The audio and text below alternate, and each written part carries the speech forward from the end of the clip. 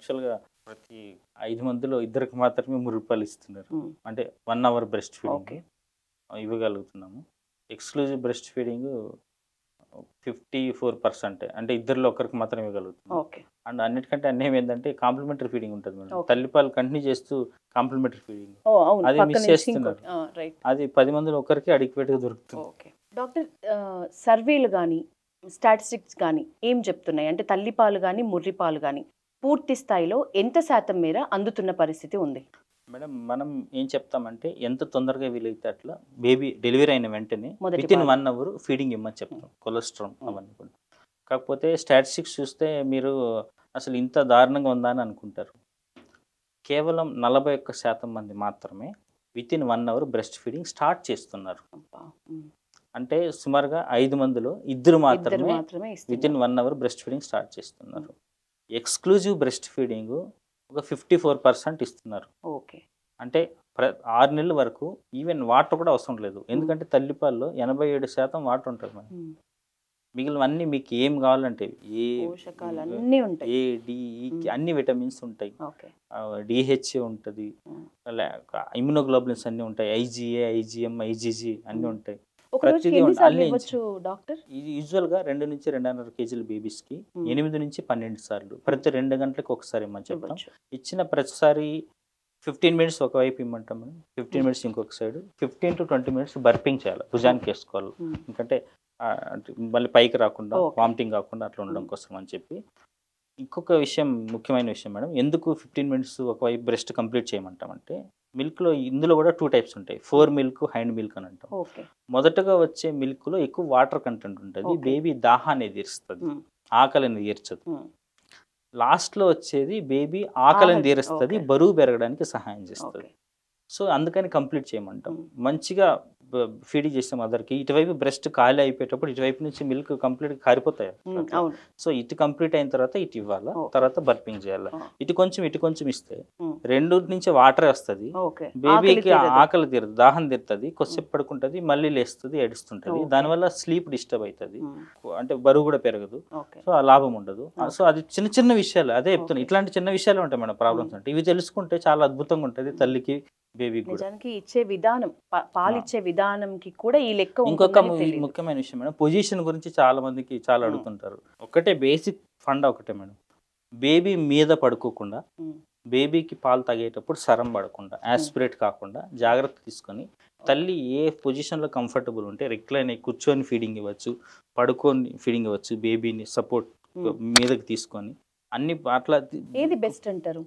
అలా ఏం లేదు మేడం, తల్లి కంఫర్ట్ని బట్టి ఇది బెస్ట్ అని ఏం లేదు. తల్లి ఏ పొజిషన్లో కంఫర్టబుల్ ఉంటే ఆ పొజిషన్లో ఇవ్వచ్చు, ప్రొవైడెడ్ ఈ 2 విషయాలు చూసుకోవాలి. బేబీ మీద పడకూడదు, బేబీకి సరం పడకూడదు, యాస్పిరేట్ కాకూడదు. ఇవి 2 విషయాలు. సందర్భంలో పడుతుంది మేడం, కంప్లీట్గా ఫ్లాట్గా పడుకోనుండి కొంచెం తల కిందకుండి ఛాతి పైకి ఉంది అనుకోండి, అప్పుడు ఈజీగా యాస్పిరేట్ అయిపోతుంది. ఎందుకంటే వాళ్ళకి ఇంకా ఇక్కడ రిఫ్లెక్స్ అన్ని డెవలప్ అయ్యాయి కాబట్టి. సో అందుకని కొంచెం ఎత్తులోనే ఉండాలి బేబీ ఎప్పుడైనా. ఇప్పుడు ట్విన్స్ ఉంటారు, ఇద్దరు బేబీస్కి ఒకటేసారి ఏడ్చినారు, ఇద్దరికి ఒకటేసారి అంటే దానికి కూడా పొజిషన్స్ ఉన్నాయి. ఫుట్బాల్ పొజిషన్ అంటాం, ఇటువైపు బేబీని పెట్టుకోవచ్చు, ఇటువైపు బేబీని పెట్టుకోవచ్చు. సో ఫుట్బాల్ మనం ఇట్లా పట్టుకుంటాం కదా, ఇట్లా ఇద్దరిని పెట్టుకొని ఇవ్వచ్చు అసలు.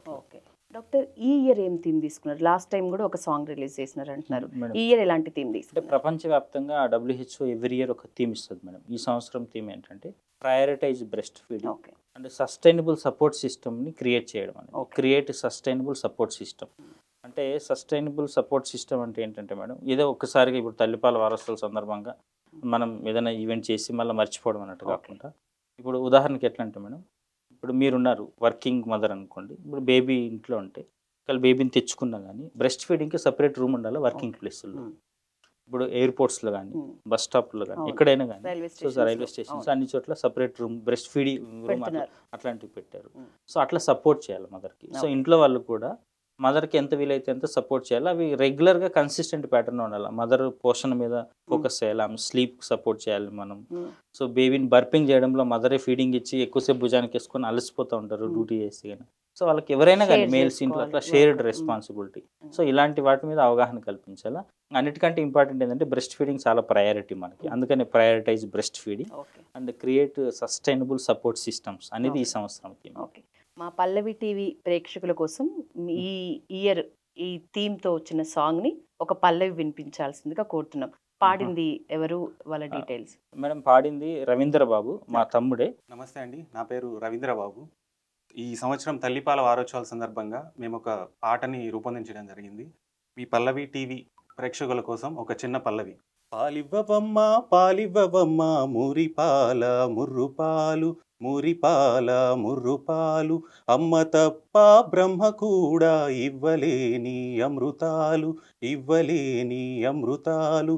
నీ బిడ్డ మేలు కోరి నువ్వొక తల్లిగా మారునారి, నీ బిడ్డ మేలు కోరి నువ్వొక తల్లిగా మారునారి. పాలిచ్చే తల్లులకు ఏ ఒక్క రోగాలు దరిచేరవు, బిడ్డ ఎదగాలంటే తల్లి పాలొక్కటే పాలిచ్చి పాలించు నీ కన్నా బిడ్డలను. పాలివ్వవమ్మా పాలివ్వవమ్మా మురిపాల ముర్రుపాలు, మురిపాల ముర్రుపాలు, అమ్మ తప్ప బ్రహ్మ కూడా ఇవ్వలేని అమృతాలు, ఇవ్వలేని అమృతాలు. సో డాక్టర్, పల్లవి వరకైతే విన్నాం, చాలా బాగుంది. నిజానికి తల్లిపాలు కావాలంటే బ్రహ్మ కూడా వచ్చినా మళ్ళీ తల్లే కావాలి. బ్రహ్మ కూడా ఇవ్వలేరు, బ్రహ్మ వచ్చినా మళ్ళీ తల్లి కావాలి పాలు ఇవ్వాలంటే. అద్భుతంగా ఉన్నాయి చరణాలు కూడా, వింటాం తప్పకుండా. మీరు ఫైనల్గా మీ ఈ ప్రయత్నం వల్ల ఈ ప్రభావం ఎంతవరకు ఉంటుందని ఎక్స్పెక్ట్ చేస్తున్నారు? మేడం ప్రతి సంవత్సరం కూడా మనం అంటే ఉన్న స్టాటిస్టిక్స్ గణాంకాలు ఇప్పుడు భారతదేశంలో తెలంగాణ తీసుకుందాం మేడం. లాస్ట్ ఇయర్ 67% తల్లులు 6 నెలల వరకు తల్లిపాలు ఇచ్చేవాళ్ళు. సో మనకి ఈ ఇయర్ ఎండింగ్కి 75% అనేది టార్గెట్ అన్నట్టు గవర్నమెంట్ ఆఫ్ ఇండియా ఇచ్చిన టార్గెట్. సో అది ఖచ్చితంగా రీచ్ అవుతాము. ఇప్పుడు మన దేశంలో 88% డెలివరీలు హాస్పిటల్లో అవుతున్నాయి, 12% మాత్రం ఇంట్లో అవుతున్నాయి. ఈ 88%లో 44 అంటే సగం మంది మాత్రమే తల్లిపాలు ఇస్తున్నారు. సో ఈ సంఖ్య ఇప్పుడు ఎంతమంది కానీ 100% చేరాలనేది మా టార్గెట్ మేడం. అందరూ కలిసి కృషి చేద్దాం, అంటే మేమని కాదు, మనం అందరం కలిసి కృషి చేయాలి. ఎందుకంటే భవిష్యత్తు తరాల కోసం, మన బిడ్డల కోసం. దేశం బాగుండాలంటే నిజానికి పిల్లలు బాగుండాలి.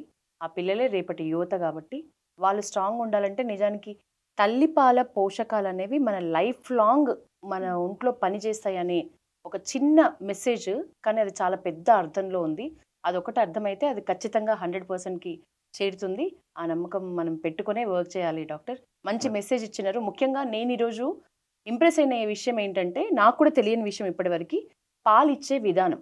ఇచ్చిన తర్వాత చాలామంది పాలు కొంచెం కిందికి జారేంత వరకు బిడ్డకు మళ్ళీ నోట్లో నుంచి బయటికి రాకుండా ఉండడానికి ఏదైతే మీరు అన్నారు కదా బర్పింగ్ చేయాలో, ఆ విషయం చాలా మందికి తెలియదు. ఇవ్వగానే నిద్రపోతున్నాడని పడుకోబెడతాం, కానీ నిద్రపోయినా పోకున్నా మనం ఒక 10-15 నిమిషాలు బర్పింగ్ చేయాలి అనేది ఇది ఒక మంచి కాన్సెప్ట్. ఇచ్చే విధానం కూడా అర్థం అవ్వాలి అందరికీ. అది మెసేజ్ మన వల్ల వెళ్ళిందని కోరుకుంటూ ఈరోజు పల్లవి టీవీ ప్రేక్షకుల కోసం ఒక మంచి టిప్స్ చెప్పినారు తల్లిపాల వారోత్సవాల సందర్భంగా. Thank you so much doctor. Thank you. Yes, Pallavi TV ప్రేక్షకులకి కూడా తల్లిపాల వారోత్సవాల సందర్భంగా మీ అందరికీ విషెస్ చెప్తూ, ఆగస్టు మొదటి వారం ఒక్కటే కాదు, సంవత్సరం అంతా కూడా మనకు కనిపించిన ఎవరైతే తల్లులు ఉన్నారో, అప్పుడే పిల్లల్ని కన్న తల్లులు ఉన్నారో, లేకపోతే ప్రెగ్నెన్సీతో కనిపించిన ఏ మహిళలకైనా మనకు ఈరోజు అందిన సమాచారం మళ్ళీ ఒకసారి చెప్పే ప్రయత్నం చేస్తే ఇది కొంచెం ఈజీగా స్ప్రెడ్ అవుతుందని మా విన్నపం పల్లవి టీవీ ద్వారా. మొత్తానికి అయితే తల్లిపాలు ఇచ్చే విధానం ఎలా ఉండాలి, ఎన్ని ఏళ్ళు ఇవ్వాలి, వాటి అవసరం ఎంత ఉంది, వాటి ప్రాముఖ్యత జీవితాంతం ఎంత శాతంలో ఉంది, ఈరోజు తెలుసుకున్నాం. ఇది ఇవాల్టి ఒక మంచి టిప్స్ డాక్టర్ సురేంద్ర గారు అందించారు. Thank you.